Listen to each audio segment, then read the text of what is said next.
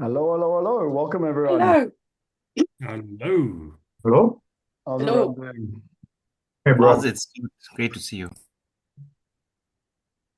Cool. Let's rock and roll. Can you believe it's Friday again?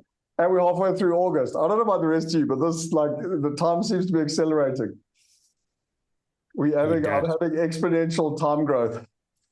Anyway, let's rock and roll in terms of what we're going to do. So just a reminder that the purpose of Friday and the Q&A is to be able to ask questions. Okay, so I come with a theme, and I like to be able to go through the theme.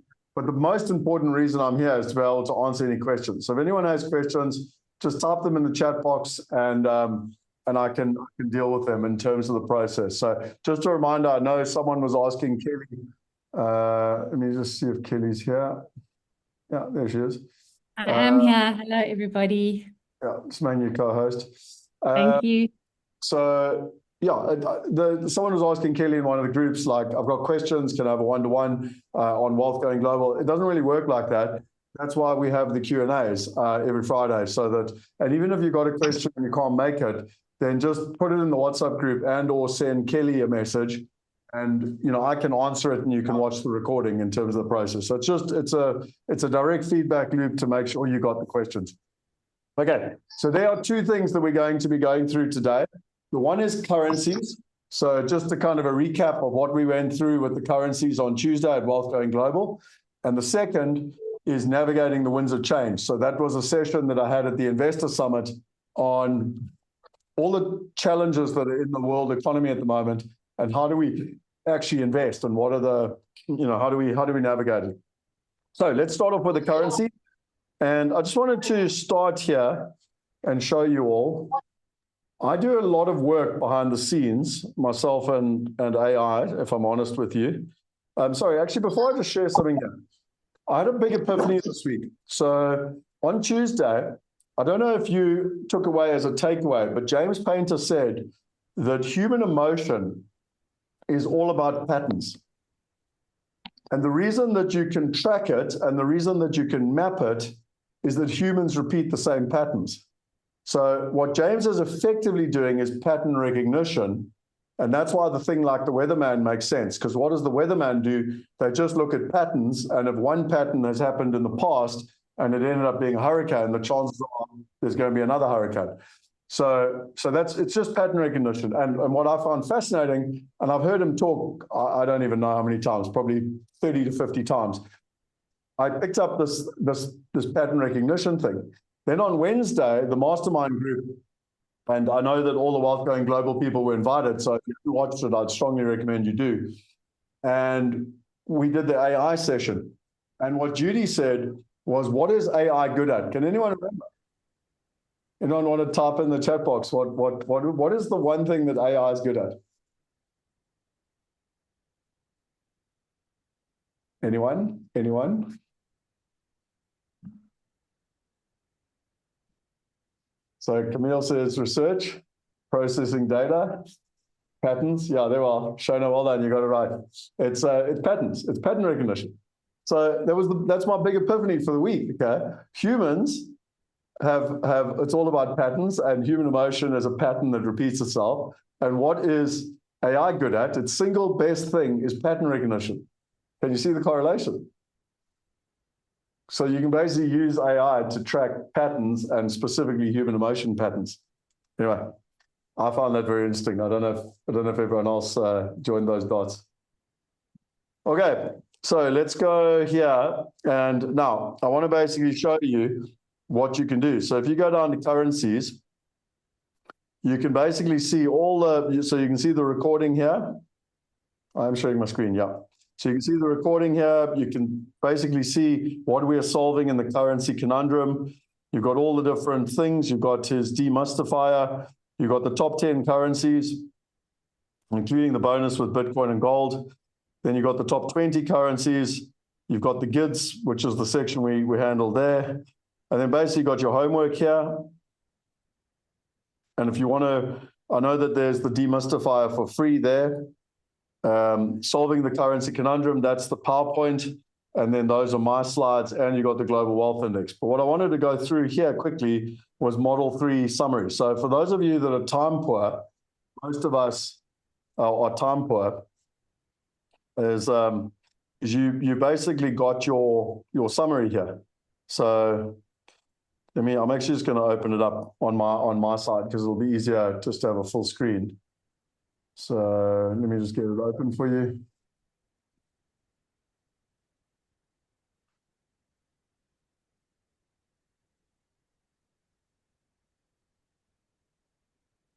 Okay, so you should see it on the screen now. So basically what I do is I take the whole module and then I basically summarize it so that you've got a cheat sheet, because one of the most valuable things in anything, when you're learning anything, is to take 2.5 hours worth of knowledge and to synthesize it into a couple of pages. So I would strongly recommend that, you always read these as a refresher. And you can basically see here, like it talks about what we went through, what you'll learn in this module. So understanding the hidden engine, understanding your Achilles heel and the key to successful decision-making. You got the key points. So currency risk is the hidden investment risk. Only 6% of the 7.5 trillion daily is based on trade. So it's basically all just speculation. Human emotion drives market cycles. Technical analysis reveals patterns. The Global Wealth Index helps you track your real purchasing power. The top traded currencies are USD, 88%. I found that absolutely unbelievable. The US dollar is entering a likely long-term decline. I think that's a pattern that we've discussed almost every week. Action points: diversify your currency exposure, watch the US dollar weakening, track the Global Wealth Index, check your emotions, review your investment timing, and use your investor strategy sheet. And if you want to sign up to James's newsletter, it's a really, really good newsletter. Again, if I open it up here, the Market Demystified, I don't know if anyone's read it. Maybe give me your comments in the chat box if you've read it. But it's really a really quality letter, understanding what's going on in the markets and everything else. So it's a really, I think it's a very powerful tool for people to kind of, if you're not part of the mastermind, it's a very powerful tool on a monthly basis to get knowledge.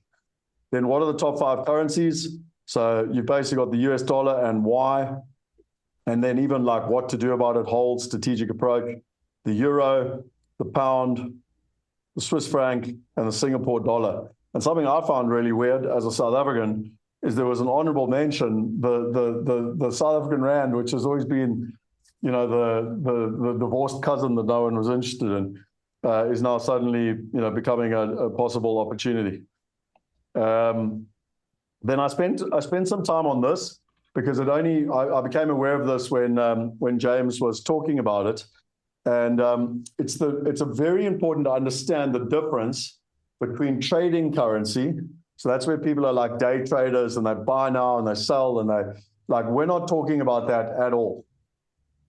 We're talking about holding on a 5-year view. And so you can see I did a table. What's the difference between currency trading and what's the difference between investing and holding on a 5-year view? And then it basically explains what the difference is, and then real world applications. So it basically explains how you would diversify in the different asset classes. I found this really interesting.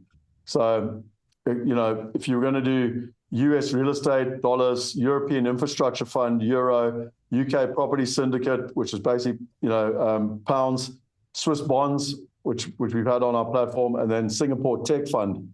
We don't have that. All the other ones we got, that we don't have, so might have to go and find something like that. And then, the final insights are currency management is the new asset allocation. You don't just diversify across what you invest in, you must diversify across what your wealth is measured in. And then just some great quotes that came out from the thing. Okay, and then finally, as a bit of a bonus, I put this in because I think this will be interesting for people that are like crypto. You got the top crypto, and you've also got the ISO. I don't know if people understood what he meant by ISO, but ISO are the standards. And basically what he's saying here is these ones, because they got the high standards, things like banks around the world will use it, etc. So they're not just hype, they actually have a use case. Something like XRP is used by all the banks, Ripple, to be able to, well, not used yet, but the intention is to be used by all the banks to be able to transfer money between banks, etc., etc. And then, as always, you can go and get all the course material, and you can get access to the newsletter. And reminding you that for the first 100, and again, you guys are literally the first people to know about this, you can get access to it at a discounted rate. Okay, so any questions so far in terms of what I shared? So just a reminder that that is all here. So you've got the Model 3 summary, you've got the Market Demystifier, which is the newsletter, you've got the Solving the Currency Conundrum, which are James' slides, you've got my slides, and then you've got the Global Wealth Index.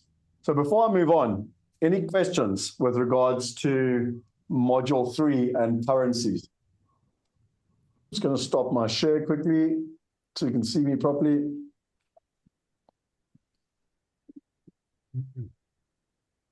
Okay, let's see if anyone's got anything here.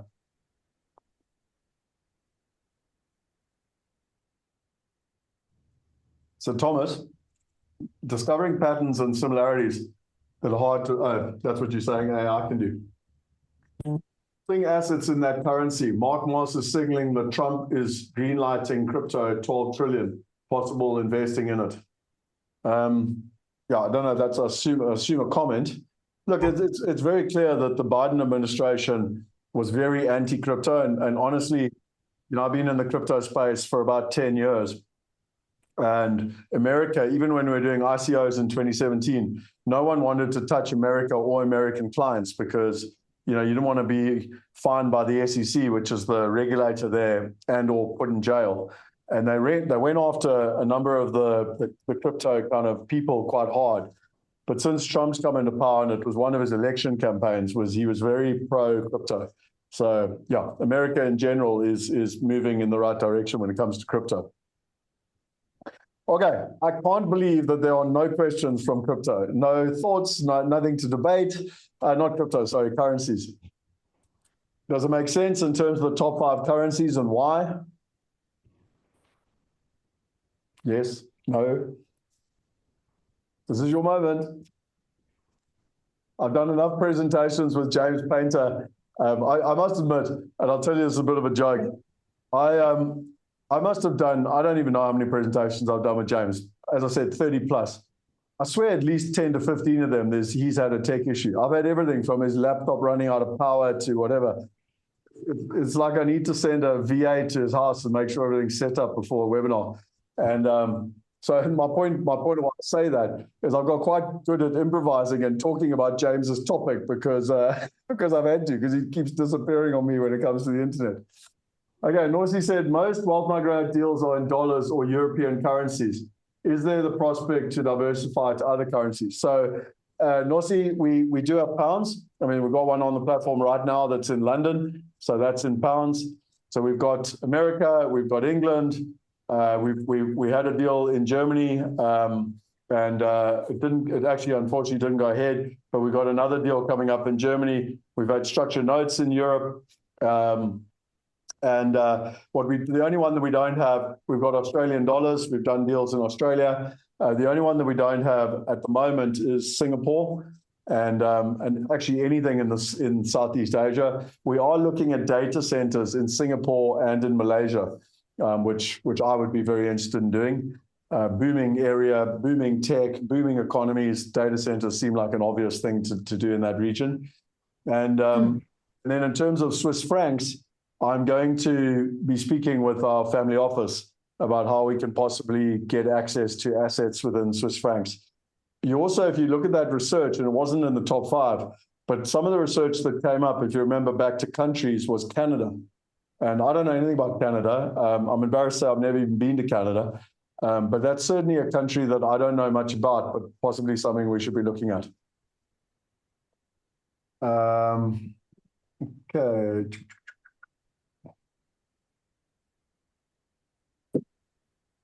Tracy said, I must say, James is very confusing. Yeah, so look, the thing with James, and if you don't mind, I'll speak freely here, he's the proverbial, what I call a kind of propeller head, like as in he's very clever, He's very good at looking at charts. He's extremely good at what he does. I mean, when I endorse someone, I've got no value in endorsing him. Like, it doesn't really benefit me in any way to endorse him. But I have worked with him for 15 years, and I have been astounded by how accurate his stuff is. And even when my emotion said, no, that's rubbish, that won't happen, it did happen, which is why I value his research so much. Is he a world-class speaker? No, he's not. Have I worked on that presentation with him for years to try and help him make it simpler? Yes, I have.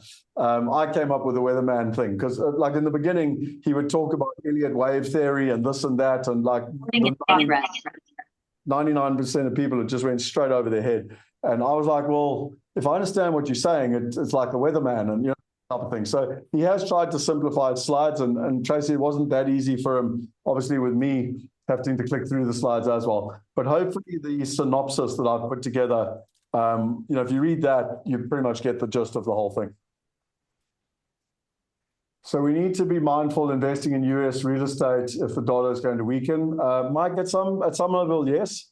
Again, back to diversification. It is a component to take into account, and one needs to look at that. So if you between the US dollar, I think Mike, you're in England, and the pound. So what you also need to look at is what are the different returns. So say, for example, you're getting a 5% return, 4%, 3% return owning a house in London versus 20% return in self-storage in America, then you don't really care if the currency devalues slightly.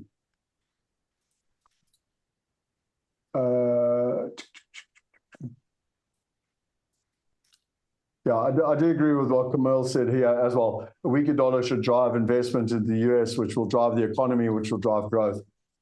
It is advisable to hold both actual currency notes or just open an account and hold balance of various currencies. Thomas, we're not really discussing currency with regards to holding it. This is investing in assets in that currency. So it's like owning a German building in euros, or owning American building in dollars, or owning a British private equity in pounds. To what degree do you discount the IRR on deals with the pending dollar decline?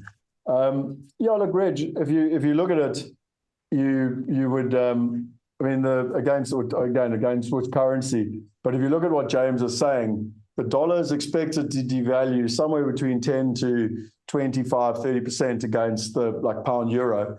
So you would take that into account. That'll be 2 or 3% that you would have to take into account in terms of that. Again, I want to be very clear here. One of the things you've got to be careful on with Wealth Going Global is not getting into over-analysis. Like I'm trying to make you aware of what's important, but you've also got to, that's why we started with countries. It's much more important, the stability of the country and the fundamentals of the country. Like, currency is a piece of the puzzle, but it's not the only piece. I like the patterns James pointed out, especially about the weather and our emotions, completely Chantal. James' pattern recognition is phenomenal. No, in South Africa. Oh, sorry, Mike. Yeah, you're down in Cape Town. So look, I think, sorry, I was just thinking because you'd been in England. Look, so again, as a diversified portfolio, you want to be diversifying across America, England, Europe, in terms of that process.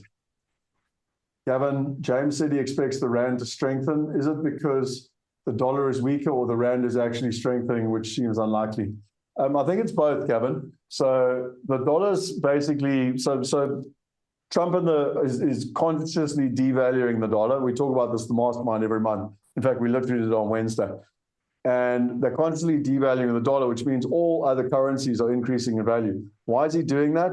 Because it makes American goods more affordable, which means they can export more, which means it can grow the American economy. You have foreign direct investment coming into America, et cetera, et cetera, et cetera. By the same token, the rand at the moment is statistically, according to charts, undervalued. So it's improved. The rand has recovered since I did Wealth Going Global in 2023. The rand has actually recovered. And if you take our buying power, so if you go to the Global Wealth Index, I'll share it with you quickly. This for me is what becomes important, because you can go and track these things. And what I'm more interested in trends. So this 2 years ago, this, if you can see here, I hope this is big enough for you. But 2 years ago, this here was 92%. So it basically meant that the Rand had lost 92% of its value, its buying power value, since 1983. When I redid the numbers, it's now at 86%. So it's actually improved by 6% in 2 years.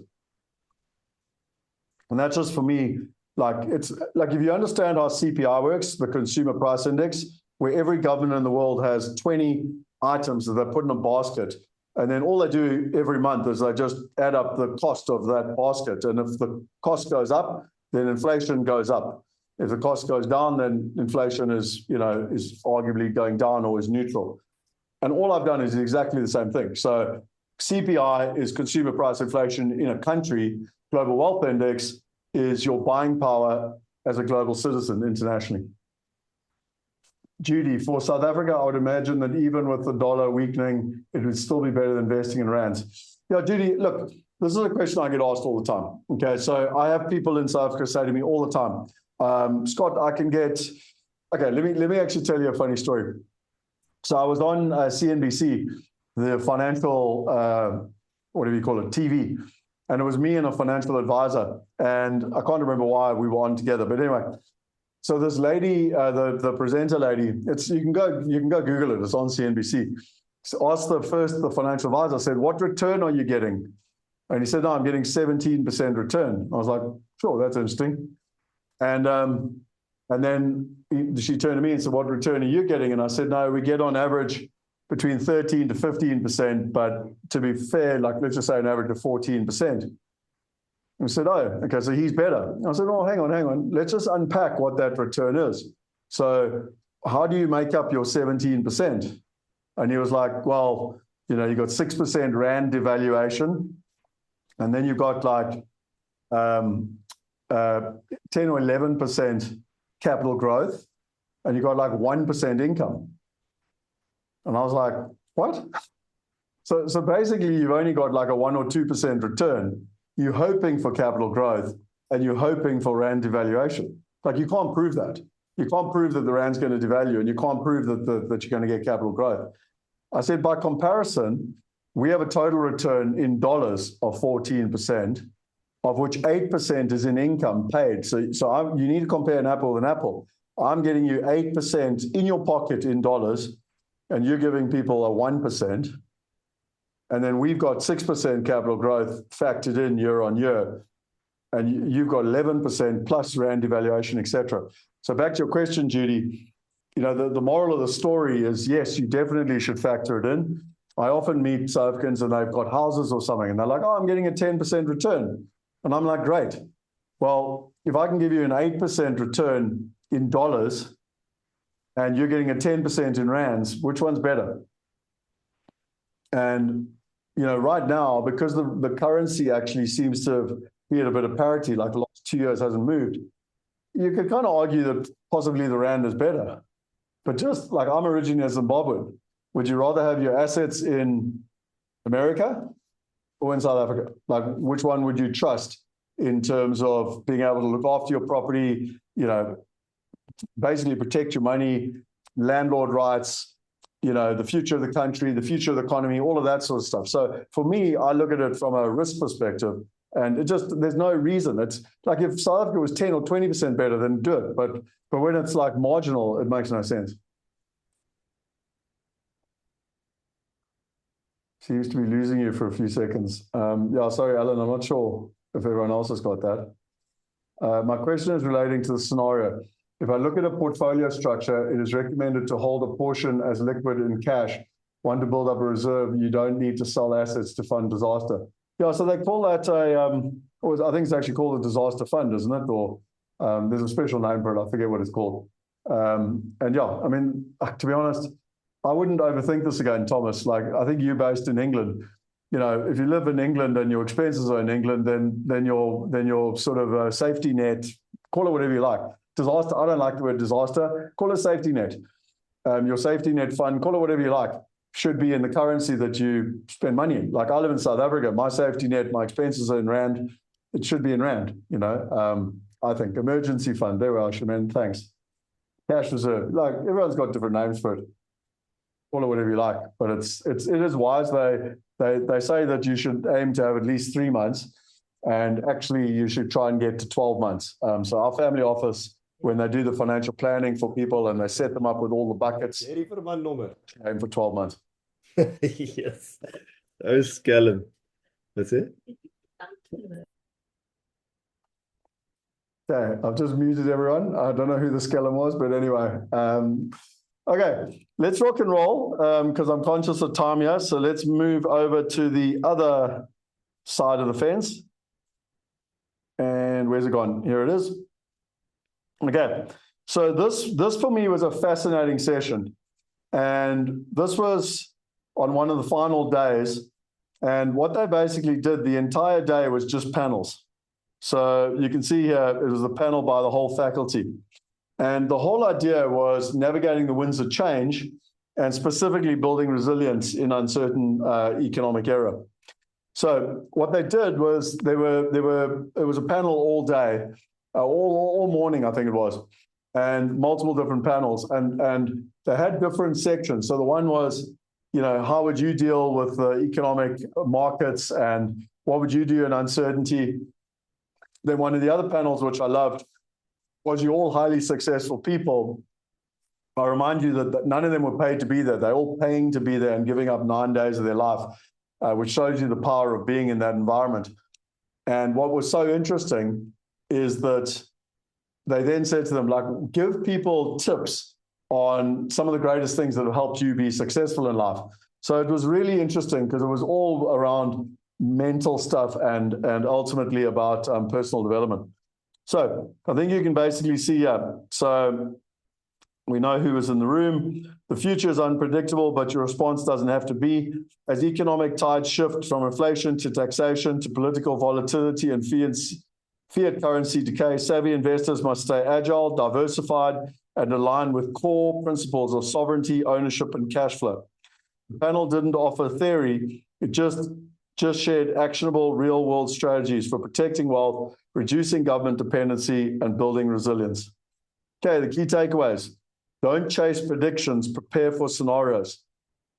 Exactly what I taught you 2 weeks ago with countries and Clem Santa, and what James is trying to teach you with regards to currencies in terms of scenarios and where we're going. The future is unknowable. Smart investors stress test their plans. So again, no one has a crystal ball. And that's why I love what I learned from Clem Santa, where you've got different scenarios, you've got different probabilities, and then you've got flags. So like a flag will be like, well, if this happens, then that probability increases. Or if this happens, then that probability increases.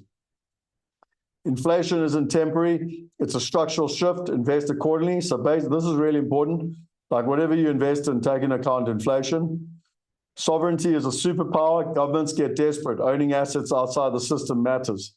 So there was quite one thing on a boat, and you must understand, like there's 130 people, and they do take you on a boat for 2 reasons. One is you're on the boat and you can't get off. You can't be distracted. But the other one is that you go into international waters, so they can talk a lot about conspiracy theory. So you do have a lot of alternative type people, compared to, let's say, Main Street, JP Morgan type bankers. But there was a lot of talk around how do you own assets and kind of make sure that you keep your sovereignty, because the government everywhere, including America, is trying to be more and more in control. You can influence policy. This is mainly for Americans, just where they were saying stop complaining and get involved. Gold, silver, and alternative currencies are regaining relevance. So again, we've spoken about that a lot. And then cash flow beats speculation. Income-producing assets remain the cornerstone of wealth preservation. Probably the single biggest lesson I can give you today. I'd recommend that you write that down. I would recommend that you screenshot that. I would recommend that you print that out. And I'd recommend that you put that on your wall. Okay? Now, I cannot overemphasize this enough, because again, one of the lessons I learned, luckily 20 plus years ago, is that middle-class people and professionals chase capital growth. It's a Friday. When they go to the pub tonight after work, all they talk about is the fact that they bought Bitcoin and it's gone up by X, or XRP and it's gone up by Y, or the latest share and it's NVIDIA and it's gone up by Z. All they talk about is capital growth, or their property they bought in Cape Town and it's gone up in value. Wealthy people, firstly, don't talk about money, but if they did, it's about income. They talk about income, and they talk about how many income streams they've got, diversified income streams. So it's really, really important to focus on income producing assets. And this here, I mean, Kelly, you should screenshot that. That should be a quote, a post, everything in between. Okay, investor action points. Evaluate your capital gains exposure and consider jurisdictional arbitrage. So again, I always find this so funny because as a South African, we've been doing this for like 30 years.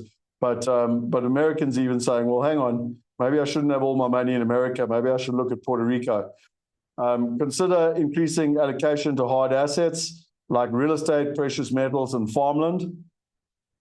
That's what Robert Kiyosaki spoke a lot of. Well, they all spoke about it. But Robert Kiyosaki spoke a lot about that.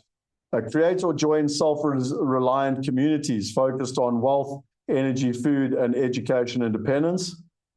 So again, pretty much what we're doing right here. Like, you're not relying on the government, you're not relying on a university or the financial industry, taking control of your own life. Park short-term reserves in money market funds or debt funds, not traditional banks. That one's interesting. I don't fully understand that, but sort of saying that there could be risk in banks. Stay informed and build relationships with policymakers. Again, that's for Americans. Okay.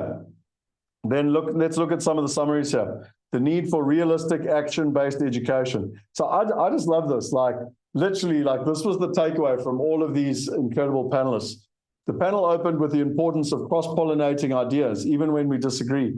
Economic uncertainty and political instability demand that investors sharpen their critical thinking and resist herd mentality. True resilience comes from exposure to different perspectives and a willingness to evolve. So again, well done to all of you. All of your peers have an excuse, and yet you're doing something about it. You're here, you're learning, and I think we're, as a tribe, as a community, call it whatever you like we're all very aligned with this. I invested my time and money to fly to America. I just actually confirmed my trip in September with Paul O'Mahony, Mike Elliston, and Robin Banks for 4 days what an incredible group of people. And we get to brainstorm, and we got a little mini mastermind for 4 days. And Anthony from our family office is also coming. So it's going to be an incredibly powerful 5 days. Number 2, inflation, taxation, and political desperation. Peter Schiff emphasized the increasing predatory nature of broke governments. As inflation eats into savings and asset values rise artificially due to fiat decay, governments are incentivized to introduce wealth and capital gains taxes, even on unrealized gains. England was talking about this. They want to literally put capital gains tax on property you haven't even sold. His solution: move your assets or yourself to a jurisdiction with better legal protection, such as Puerto Rico. So he lives in Puerto Rico. He moved to Puerto Rico. And then you've got the capital gains tax. By the way, if you've ever been to Puerto Rico, it's pretty cool. If I was forced to move to America, I'd probably consider, I was there doing all the crypto rage in 2017. I really liked it. I could easily live in Puerto Rico. Others echoed the concern: expect the unexpected. History is filled with governments confiscating gold, real estate. That's what happened to me in Zimbabwe, and wealth when under pressure. Investors must learn from history to protect themselves for the future. Everyone says it won't happen until it happens. The return of sound money and decentralization. Gold and silver were central to conversations, not just as hedges, but as foundational assets in a collapsing fiat system. Dana Samuelson and Peter Schiff believe gold is entering the second leg of a long bull run driven by central bank and monetary debasement. Meanwhile, digital distractions like Bitcoin have fragmented investor attention. The panel also discussed infinite banking, private lending, and money markets as a way to store short-term reserves more effectively than traditional banks. So like this private lending is what we just done in Manhattan, and it's also what we're doing with ABF in Austin. So debt is one of the fastest growing asset classes. We'll learn about this next week. in the world. Systematic sovereignty, energy, education, and food. Panelists shared their built self-sufficient community. So it was quite funny. This guy here, where's he gone now?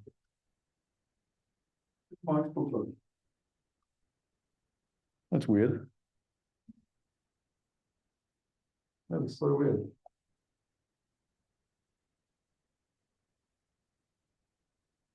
Yeah. I've lost Mike's book, but anyway, Mike Maloney, the gold and silver. That is so bizarre. Anyway, he basically has moved to Puerto Rico as well and bought an entire farm. Peter Schiff has moved to Puerto Rico. George Gammon lives in, don't even remember, like Chile or something down, like, it's quite interesting how these people are really making, focusing on sovereignty. The logic is simple: less dependence, more freedom. By opting out for federal funds, these communities can't resist centralized mandates and reclaim personal sovereignty.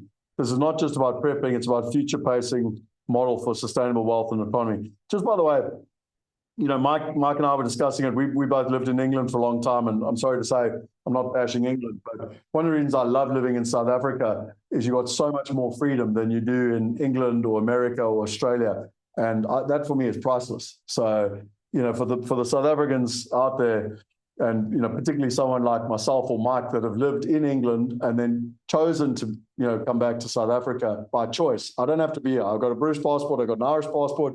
I can live anywhere I want in the world. But one of the reasons I love living here is the freedom. And by the way, freedom also comes with it, not the system not being very well organized, because when they're not organized, they can't really control you. Get politically involved. I'm not really going to talk about that, but this was basically the Americans saying, you don't have to just take what the government tells you, get up and do something about it. And then where to keep your reserves. So for investors rebuilding or in early growth phases, the panel recommended money market accounts, so 4 to 5%, online high yielding savings. They mentioned Ally Bank. I don't know what that is. Debt funds with 30-day liquidity, paying 8%. Secured on first position. So that's what we've just done in Manhattan. Gold and silver for liquidity and privacy, and infinite banking strategies. The advice: balance safety across and some yield, but don't let inflation erode your reserves. And then the final thought: you don't need to predict the collapse to prepare for it. Be sovereign, be liquid, be ungovernable, but most of all, be surrounded by the right people. The next era of wealth won't belong to the biggest risk takers. It will belong to those who combine resilience with intelligence and take effective action. As Jim Rohn said famously, you are the average of the 5 people you spend the most time with. In this new economy, wealth won't favor lone wolves or lucky gamblers. It will flow to those who intentionally build tribes of action takers, surround themselves with leaders, and stay embedded in communities that stretch them to grow. Your wealth will rise or fall with your proximity. Choose your 5 wisely. And hopefully when you read that, you feel proud to be part of this community, because that's exactly what we are doing with regards to this community. And I just want to acknowledge all of you and honor all of you, because one of the things that really pisses me off is that what we're sharing, we should have hundreds or thousands or tens of thousands of people learning. Like the system has to change. People have to increase their knowledge. We have to stop being stuck like the indoctrinated 99% and step into the 1% and behave like them, think like them. And the only way to do that is to get in a group of like-minded people, which is what you've all done. So I just want to acknowledge you for that. And on Tuesday, a number of people have asked Kelly and myself, what is the mastermind? How does the mastermind work? And on Tuesday, we're going to go through asset classes. And in that session, I'm also going to introduce you to our family office. Now, if you don't know what a family office is, they look after the wealthiest people in the world. So literally, family office look after the wealthiest families in the world. And what we've done using technology is we've democratized access to a family office. So previously, you needed upwards of $250 million to be able to get access to a family office. Now, using technology, we've democratized access to that family office. And so on Tuesday, when we go through asset classes and I introduce the family office, and the reason I'm going to introduce them then is when we go through asset classes, we're going to go through portfolio construction. So what that means is you've got all the different assets, how do you start to build a portfolio of your different assets? And when I do that, I will also share with you, for those that are interested, what the mastermind is about and how it works. So, we already are a community here, and learning and growing and adding value, and we should be using school to chat to each other in the WhatsApp group and etc. But if you want to go to the next level, where you're playing with global citizens and truly connecting with global citizens, like-minded people, and the family office, then that's what the mastermind's about. But today's I'm not here to go through that. I'm just telling you I'll do that next week. But it epitomizes what this is all about. So, and I will give you one interesting stat. So this Jim Rohn thing, you're the average of the 5 people you spend the most time with. My homework for you this weekend is go and do the maths. Who do you spend the most time with? Are they uplifting you? Are they above you so that you're reaching and growing? Or are they below you and you're pulling them up? Because if they're below you and you're pulling them up, or even worse, if they're stuck and everyone's the same as you, then you're going to go nowhere. I always try and put myself in the room where I'm the dumbest, poorest person. I mean, this trip in a month's time is bloody, again, a lot of money. But to be in the room with Paul O'Mahony, I don't know if you know who he is, but he's one of the biggest one of the biggest and most successful speakers in the world, but in helping people build digital businesses, digital online businesses. Robin Banks, that runs Mind Power, literally globally, and it's all about the mind. Mike Elliston, that does methodology and has just literally done $1 billion worth of real estate in the last 12 months. And, and then Anthony from our family office that, manages 65 families and $1 billion. I can promise you that of my 5 people, I will be the dumbest, poorest person there. And I love that, because I'm going to be immersing myself for 4 days and learning. And so my question to you is, who are your 5 people? And while you look at it and think about it, that's where, if you don't have your tribe and you don't have the right people, well, firstly, you're in the right place now, but it's really important to start thinking, because this is the future of wealth. The future of wealth is who you hang out with, who you learn from, and what your proximity is all about. Okay, so let's see what people's questions are here. How can you protect yourself from the government? I don't have all the answers, to be honest, Rainier. I suppose what you're doing right now is one of the best protections, which is increasing your mind. So my father and my mother were run out of Zimbabwe. They had 6 weeks. We had 3 farms. I won't go into all the detail, but terrorists killed people, and it was pretty horrific. And they left Zimbabwe, and in 6 weeks, they arrived in Durban. They had to pack everything in a car. So you weren't allowed to take anything out of the country, no money, nothing. All that you were allowed to take if you were immigrating was what you could fit in a car. And that little Morris Minor, which is a tiny little car, and they had to fit everything in the car, which is kind of ridiculous. Anyway, my father always taught me when we were growing up, he said, son, there were 2 lessons he taught me. One is they can never take away your education. So even though my parents arrived in South Africa with nothing, they worked their butts off to give me and my brother the best education money could buy. I went to one of the top private schools, junior school and high school and university, etc. And my parents couldn't afford it, but they did it. And their philosophy was, the government can't take away your education. And the second part that my father always said to me was invest in first world assets. So I've never earned rands, never, not once in my life. Literally, I graduated from UCT, University of Cape Town, in December of 1998. And I arrived in London in January of 1999. I literally went straight to England, started a business there, start buying property in England, and I've only ever owned first world assets and had first world income. I bought South African property, which I've subsequently sold because it didn't make sense to me. But the point being is that that's how I would protect, well, that's how I can't tell you what to do. That's how I protect myself based on what I learned from my dad. Camille said, I think diversifying your investments globally and protecting your assets in legal structures instead of your personal name. Yeah, so very well said, Camille. That's exactly it. Like, don't be stuck with all your money in America or England or Europe or Australia or South Africa or anywhere. Like have your money spread around, because then you're not at risk from any government, any country, any currency. So you're 100% spot on there, Camille. And the second thing is, make sure that that you got your structure set up. We will talk about structures. Actually, I'm not sure when we'll talk about that. I'll just mention it now. With our family office, the one thing with structures you've got to be careful of is everyone thinks, oh, I must go do structures. Oh, I must go do structures. Their recommendation is that you need $1 million in assets plus to set up a structure to make it efficient, tax efficient, all that. Because what a lot of people do is they set up a structure to save on tax, but the structure costs more than the tax they would have paid. So it's just something to think about.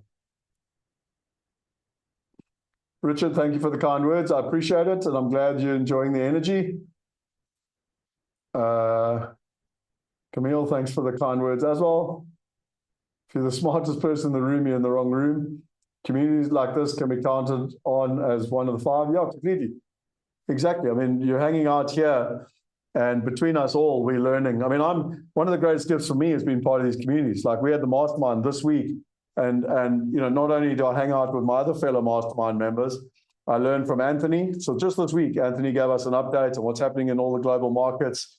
We had a self-storage guy come in to teach us about self-storage. That's just the most amazing asset class.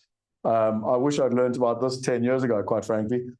And then in the evening, we did a whole session on AI that wasn't even run by me. It was run by one of our fellow members. And it just shows you the power of being in an incredible community. I've been under the guidance of Paul and Robin. They are both great. Thank you, Norsi. Robert Kiyosaki tells a story about being on the hunt, and the vets arrived, chased the farmers off the land while he was there. Yeah, no, completely. We all have those stories. Perhaps though, Scott, it would be good to know beforehand what the cost is of accessing the family office, monthly, annual. So when you introduce it on Tuesday, we'll have. Yeah, so Sonia, I'll go through it on Tuesday. Today's not the day to talk about that. I'll go through it and actually. I'll go through the process on Tuesday. Today, I'm setting the principle why it's important. Just by the way, there's some stat which I'll go through on Tuesday, but I just want to let you know this.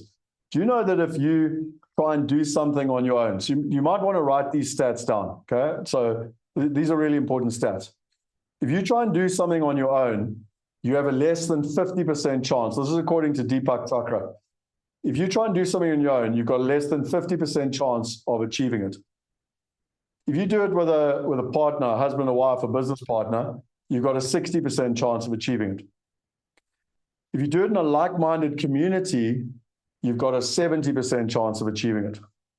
Okay, now, something else that I find fascinating. If a bird is flying in a flock, it can fly 70% further than a bird flying on its own. Do you think there's a correlation between a like-minded community and someone getting 70% more results and a bird flying in a flock, the laws of nature, and going 70% further? I can't believe that that's a coincidence. So that's an important stat. The next thing is if you've got a coach, according to Harvard, you have a 400%, so 4 times better chance of success. 4 times. So again, you can do it all on your own, like I just explained. You can even get in a community, great. But if you get a coach, you're 4 times better off, according to Harvard. And then lastly, which I find fascinating, if you're in a like-minded mastermind or small group of like-minded people that are there to achieve a specific goal, the statistics show that you have a 5 times better chance of getting a result than if you just have a coach.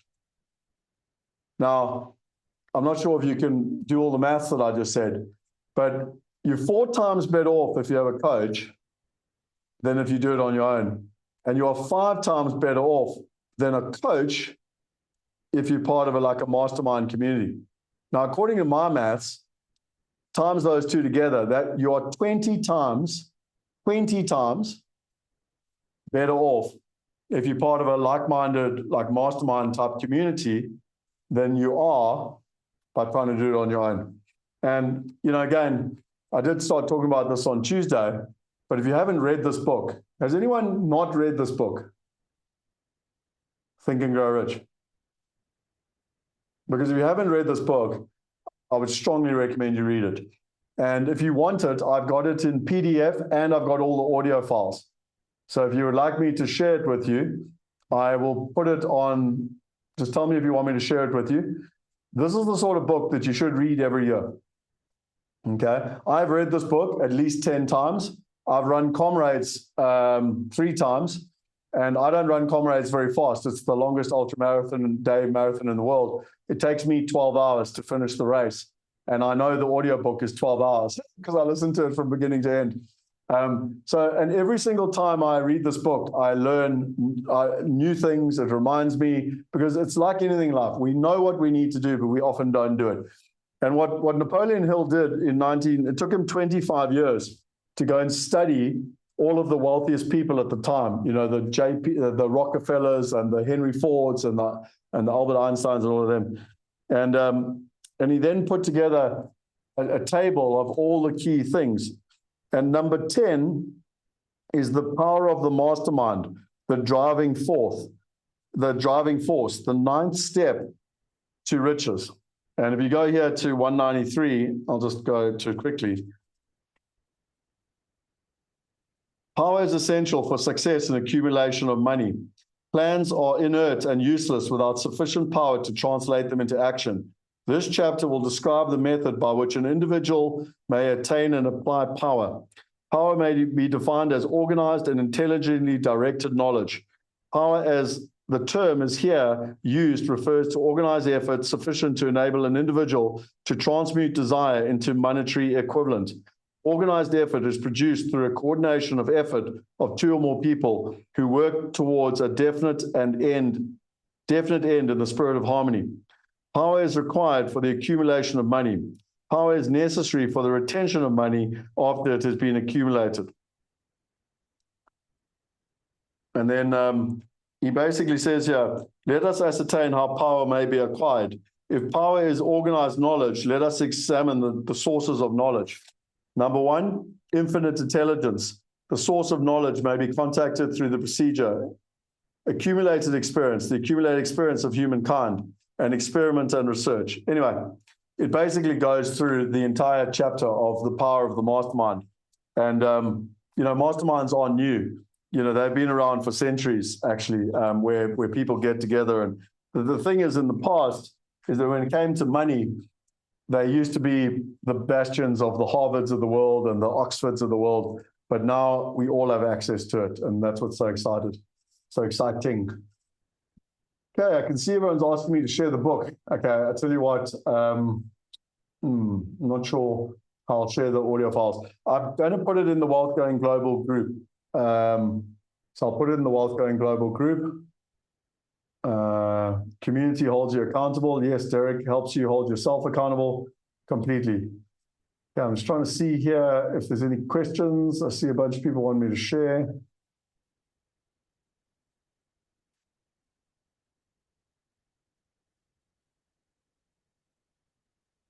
Okay. Yeah, lots of people asking me to share. Okay. I'm not sure if I'll be able to put it in school. I'll try and see. The audio files, I probably should be able to. They're MP3s. Yeah. So if I can, I'll put it into school. If I can't, I'll put it on the WhatsApp group. Okay. Question or topic about wealth freedom calculator. Will we get that later, or can you kindly go through it? Yeah. So we're going to do that in the time module. So that will be module, 6? So we'll do that in the time module. So we'll go through the freedom calculator in the time module. Okay. So ladies and gentlemen, that is Friday's Q&A. There were 2 parts to it. One was currency, and specifically the biggest takeaway for me of that entire currency thing was what I shared with you, and I said you should screenshot, that you should be invested in cash flow generating assets. Cash flow generating assets are the foundation of wealth. So that's the biggest takeaway from that side of the fence. And then the whole, how do you navigate change in an uncertain era? And I went through all of the different parts, but the biggest takeaway there was the proximity and who you hang around with, because the future of wealth is going to be based on who you have access to, your knowledge, and the people around you. So those are the two big takeaways. I hope you enjoyed them. I will put the recording up. So let me just show you here so that everyone knows where to find it. So you basically go here to the Wealth Going Global course. And just like last week, I put up, you've got the Q&A for module 1, the Q&A for module 2, and now you'll have the Q&A for module 3 in terms of that. So trying to make life easy for all of you in terms of that process.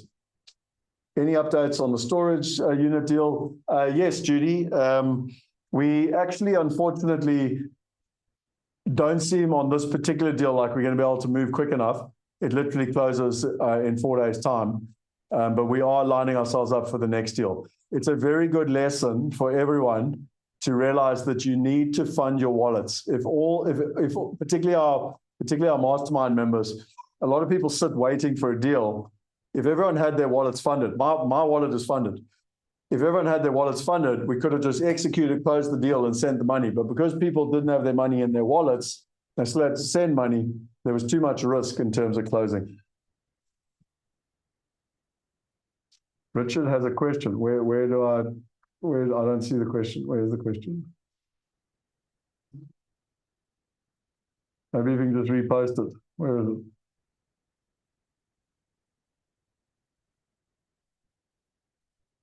Richard, I can't see your question, or someone else can just post whatever the question is. I can see it here, Scott. He said, how did you manage to automate? Oh, no, is that old? The AI one. That's How did you manage to automate the AI updating your model? I assume you mean, so for me, Richard, it's all about, like, the thing with AI, it's all about asking good questions. And I mean, you can literally go so far now to even ask AI to help you put a prompt in, which is a question, to create a good prompt to get a good answer. So it's incredible. I'm actually thinking, just by the way, who would be interested in this? My speaking coach believes that I should do a course for you guys on AI. Who would be interested in that? But to answer Richard's point, you teach it how to use all the models. So I gave it my book, and I said, go and read my book. Now, the last person that read my book was my mother. But you go read the entire book. Then you put in all the models, you put in all the fundamentals, you tell her where to go find all the research because you want to make sure it's the right research. So you teach it all the fundamentals, the frameworks, and then you say, right, based on all this modeling and framework, now go get me the latest information so that I know what the right assets are to invest in. So hopefully that answers your question, Richard. Do you want to come say hello? Paulo's just arrived. This is my partner. And this is the Wealth Going Global and Mastermind group and the Wealth Hackers. So anyway, we're going to be jumping into the investor update now. So Paulo and I are going to be together. But yeah, I just thought I'd say hello. I know how much he loves jumping on camera. Anyway, listen, is there anything else that I can help with? I do have a hard stop today at 1 o'clock. Is there anything else? Any other questions? I'm saying hello. Lots of people saying hello, Paulo. Good afternoon. Okay, cool. Okay, I'll tell you what, then I'm going to wrap up for today. Thank you all for your time. I hope you enjoyed the session. And as always, give us feedback or anything in terms of if there's any questions or anything we can help with. Otherwise, we'll see you on Tuesday for assets. And I remind you that on Tuesday, we've spoken a lot about community today. On Tuesday, I'll be sharing with you the opportunity. It's not for everyone, it's by invite only. But on Tuesday, I'll be sharing with you how you can join us in the mastermind. Okay. Have a lovely weekend, everyone. See you later.